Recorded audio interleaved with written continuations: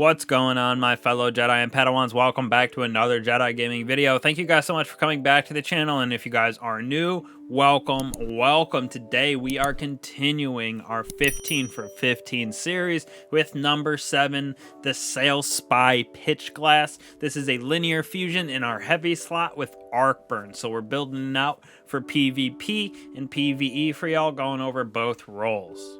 So to start off here for our PvP God Roll that I'm taking into the Crucible with me, building it out for that nice range because this thing basically bodies everybody, plus linears are decently easy to use inside of the Crucible. So we're going with a charge time on the frame so you can charge it up a little bit faster for those easier defeats.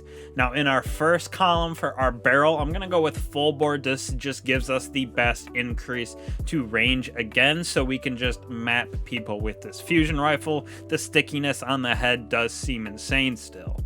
Now for our battery right here, I went with projection fuse, so we have again that increased range. It's sitting at 59 right now, so it is a pretty solid linear fusion for PvP in the heavy slot with a charge time of 500.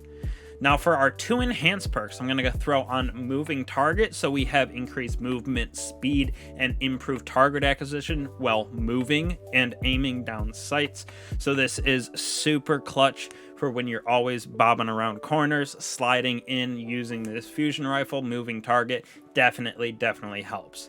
And like I said earlier, since this linear fusion maps people anyways, we're throwing on Vorpal weapons, so when we have all those arc supers coming at us, we can absolutely demolish them with Vorpal weapons, since it does more damage to guardians active in their super. So this is super nice, plus it gives us improved reload on the weapon. Now for the PvE side of things, this is a pretty solid choice, even though the Storm Chaser does do slightly more damage with that triple shot. This loadout right here with Clown Cartridge and Vorpal does do a significant amount of damage. So for our intrinsic trait, we're going with reload speed, so we're able to get more rounds down range on those bosses. For our barrel, we're going with chambered compensator, so this gives us the most increase to stability. It controls that recoil, just so it's easier for us to do those continuous precision shots for the most DPS on bosses. So I built this out with stability at 54 stability. Now for our battery, we're going liquid coils because this gives us a little slower charge time, which is okay, but it increases our damage output for that impact. So again, creating that higher DPS for us on those bosses.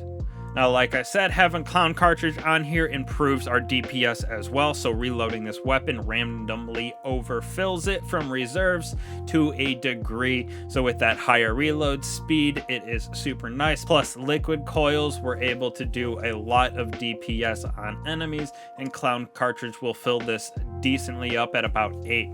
Now we're also going to throw on a Vorpal weapon again, actually, for the PvE realm as well, just because best for bosses doing damage on those guys. So also gives us a reload improvement, letting us shoot more often. So this does come in a very clutch situation with arc.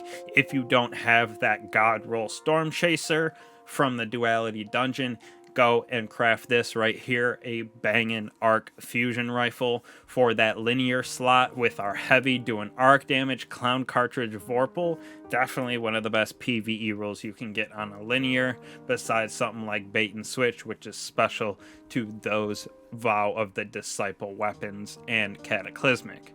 But y'all get to crafting this. We're moving on tomorrow with the Pardon Our Dust grenade launcher with number 8. So be looking forward to that. I'll catch y'all in the next one. Peace.